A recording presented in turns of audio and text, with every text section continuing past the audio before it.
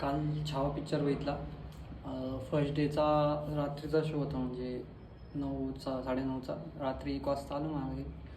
आणि मूवीला म्हणजे जास्त तोपर्यंत एवढा जोश होता अंगामध्ये, रक्त सळसळ करत होतं. जेव्हा पिक्चर स्टार्ट झाला तोपर्यंत पण असं एकदम ओरडत होतो आम्ही सगळे. आणि गुजबम्स एकदा स्टार्ट झाले ना, म्हणजे नाही का असं डायरेक्ट मिनटाला चालूच होतात. मग कारण स्टार्ट असं दाखवलं ना महाराजांची एंट्री वगैरे, आणि जास्त टाईमपास नाही केला. डायरेक्ट एंट्री दाखवलेली आहे महाराजांचं. पहिले शिवाजी महाराजांचं हे दाखवलं स्टार्टिंगला, मग डायरेक्ट संभाजी महाराजांची एंट्री, फाईट वगैरे दाखवली, कसे लढले होते.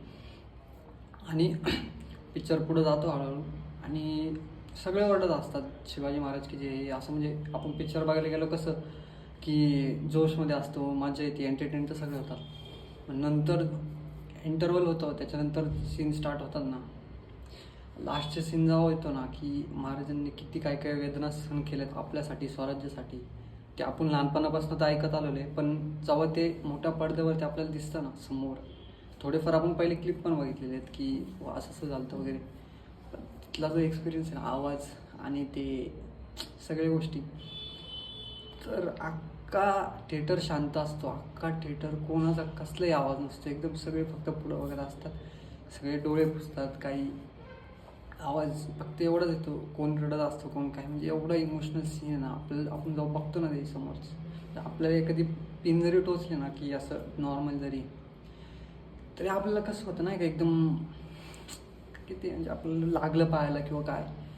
तर महाराजांचे नखं काढली, जीभ ओढली, डोळ्यात सळ्या बसवल्या, जखम्यावरती मीठ सोडलं डायरेक्ट, नाही असंच आहे. अजून काही गोष्टी ते दाखवले नाही पिक्चरमध्ये, कारण काय माहिती काहीतरी सीन असं कट वगैरे केलं असं. कारण आपण जेव्हा ट्रेलर बघितलं होतं त्यात जे 2-3 सीन ते तर दिसले नाही, ते काय माहिती काय. आणि ते सांगते की स्टार्टिंगला आपला जो जोश असतो ना, तर रक्त सळसळतं. नंतर पिक्चर जेव्हा संपतो ना, सगळे सायलेंट, कोणाच्याच मनातनं कसलाच आवाज नाही, फक्त गर्जना होती थोडीफार, म्हणजे छत्रपती संभाजी महाराज की जय, छत्रपती शिवाजी महाराज की जय, एवढंच होतं.